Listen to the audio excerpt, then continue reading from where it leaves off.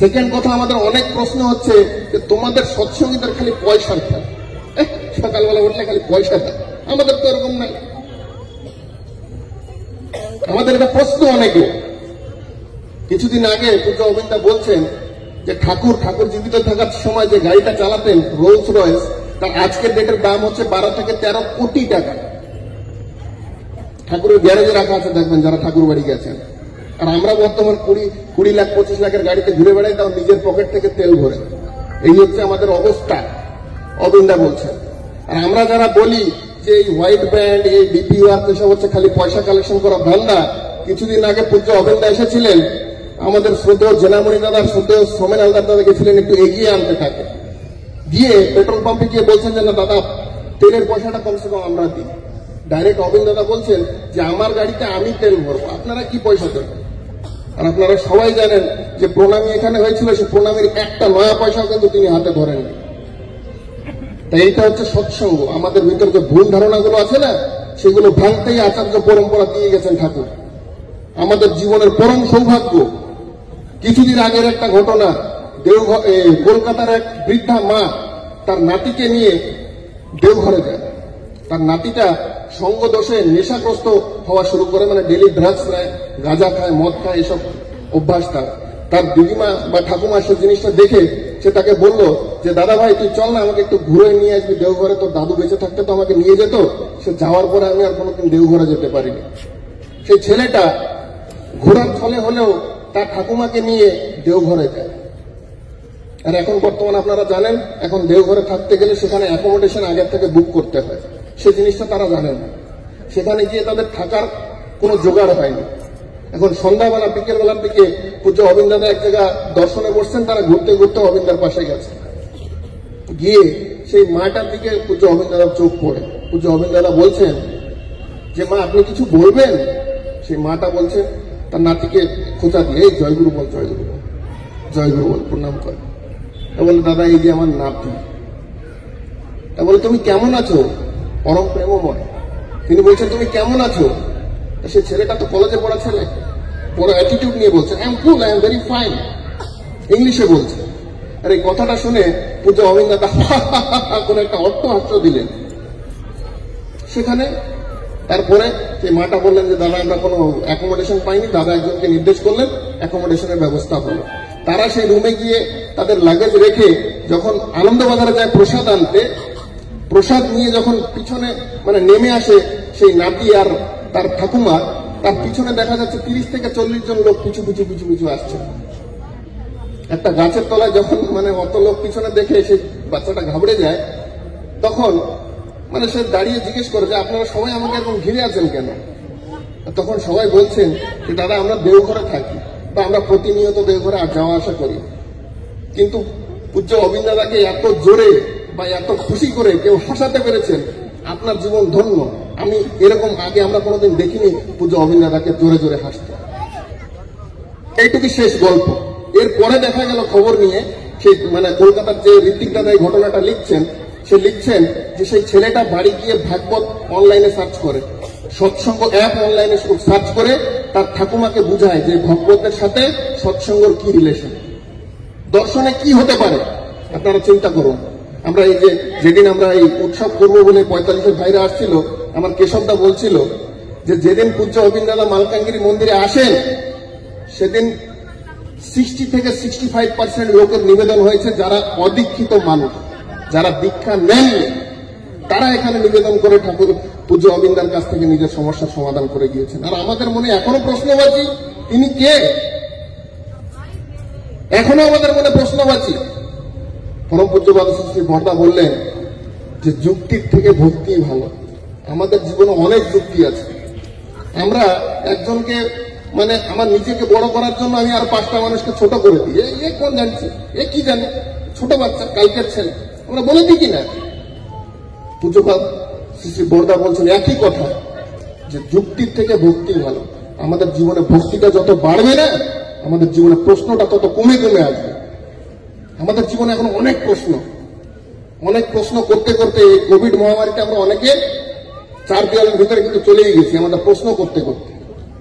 আমরা যারা অনেকে ভাবি যে না 40-50 বছর পর্যন্ত চলুক, তারপরে ধর্মকর্ম পরেও 40 বছর পর্যন্ত আপনি বাঁচবেন বলে কি গ্যারান্টি আছে কাকা? কোনো গ্যারান্টি নেই। ঠাকুর বলছেন যে সময় কিন্তু রয় না বসে, চলছে কেবল অবিরল, করণীয় যা এক্ষুনি কর, ভবিষ্যৎ যদি চার সুফল। আমার যদি ফিউচারে আমার রেজাল্টটা আমি ভালো চাই না, আমাকে গাছটা আজকেই পুঁততে হবে, আজকে থেকেই তার যত্নটা নিতে হবে। আর একটা ছোট্ট ঘটনা বলে আমার বক্তব্য রাখবো। এর আগের 24তম জন্ম উৎসবে আমার শ্রদ্ধেয় মন্টু ভাই দেওঘরে যাওয়ার সুযোগ হয়েছিল। তার একটা ছোট্ট লীলা বলে আমার বক্তব্য রাখছি। পূজ্য অবিন দাদা 4 তারিখে, মানে যেদিন তার জন্মদিন, তার আগের দিন তিনি যেখানে দর্শন দেন সেখানে বসে আছেন, আর সেখানে অনেক মানুষ তাদের উপঢৌকন দিচ্ছেন বা গিফট দিচ্ছেন দাদাকে। একটা মা বাড়ির থেকে অবিন্দার একটা স্কেচ বানিয়ে নিয়ে গেছিল, একটা পেন্টিং বানিয়ে নিয়ে গেছিল, আর সে ভাবছিল যে আমি জানুয়ারি 5 তারিখের জন্মদিনের দিনই দাদাকে দেব। জানুয়ারি 5 তারিখে যেহেতু অসম্ভব ভিড়, তা সেই মাটা সেখানে মানে সবাই গিফট দিচ্ছেন বলে ওনার মনে একটা একটা গিল্ট ফিল হলো যে আজকে যদি নিয়ে আসতাম তাহলে আমি অল্প ভিড়ের ভিতরে আমি হয়তো দাদাকে পেন্টিংটা দিতে পারতাম। তা ওই পেন্টিংটা আনে নাই, কিন্তু পূজ্য অবিন দাদাকে নিবেদন করলেন যে দাদা আমি আপনার জন্য একটা স্কেচ বানিয়েছিলাম, কিন্তু আমি জানি না আপনি আজকে গিফট নিচ্ছেন বলে, না হলে আমি গিফটটা পেন্টিংটা নিয়ে আসতাম আপনার জন্য। পূজ্য অবিন দাদা বলছেন যে মা দেখ, আমার ঘরে তো আমার পেন্টিং আমি লাগাবো না, লাগাবো কি? তাহলে তুই যে ওই পেন্টিংটা বানিয়েছিস খুব সুন্দর বানিয়েছিস, কিন্তু মা গিয়ে দেখবি ওই পেন্টিংটার বাম চোখটা একটু টেরা হয়ে গেছে। চিন্তা করেন, পেন্টিং আছে তার গেস্ট হাউসে বা যেখানে সে আশ্রয় গ্রহণ করছে সেখানে র্যাপ প্যাকিং, আর অবিন দাদা বলছেন যে ওইখানে গিয়ে দেখবি যে বাম চোখটা একটু টেরা আছে, ওটা একটু সোজা করে নিয়ে তোর ঘরে ওটা রেখে দিবি। আর পরক্ষণে তাকে জিজ্ঞাসা করে জানা যায় সেই মাটা যখন গিয়ে দেখে পেন্টিংটার অরিজিনালি বাম চোখটা একটু টেরা।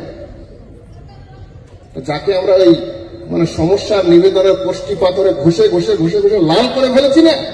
কিছুদিন আগে অবিন্দা বলছেন যে ডিপি ওয়ার্কের সার্থকতা কোথায় জানেন? আপনারা যদি ঠিকভাবে ডিপি ওয়ার্ক করেন, আমরা আসবো, বাবা আসবেন, এসে আপনাদের সাথে শুধু আড্ডা মারব আর কীর্তন করে লাফিয়ে আনন্দ করে যাবো, নিবেদনের লাইন আর হবে না। আমরা এখানে অনেকে আছি না, অবিন্দা ডাইরেক্ট কথা আইছি 500 টাকা কিলো মতো, আমরা অনেকের এটা ইগো, দাদা আমার সাথে কথা বলেছেন, কিন্তু সকাল থেকে তিনি আধা কাপ চা, আর কালীমেলাও গিয়ে আমি শুনেছি আধা কাপ চা, সকাল থেকে বিকেল 5টা প্রার্থনার আগে আগে তিনি এখান থেকে প্রত্যাবর্তন হন। আমরা কেউ একবারও ভেবেছি?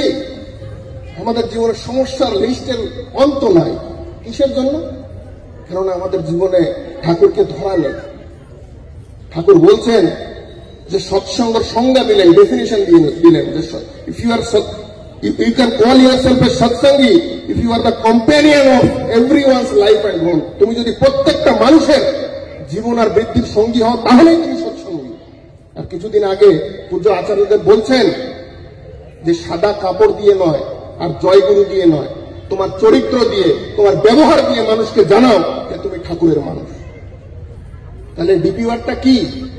ইস্টুবিটি কালেকশন করা ধান্দা না। এটা ডিপি ওয়ার্কটা হচ্ছে প্রত্যেকটা মানুষের পাশে গিয়ে দাঁড়ানোর কাজ, যেটাই মালকানগিরির লোকেরা, মালকানগিরি ফিল্ড ওয়ার্কাররা, দেবব্রত দাদা, সমীর গোপ দাদা, পীযূষ দাদা, আর অগণিত দাদা, মালকানগিরি এরিয়ার দাদাদের নাম আমি বলছি না, যাদের অক্লান্ত পরিশ্রম, বর্ষা নেই, শীত নেই, গরম নেই, তারা নিজের গাড়ি থেকে, নিজের পকেট থেকে তেল পুড়িয়ে পুড়িয়ে মানুষের দুয়ারে দুয়ারে গেছেন।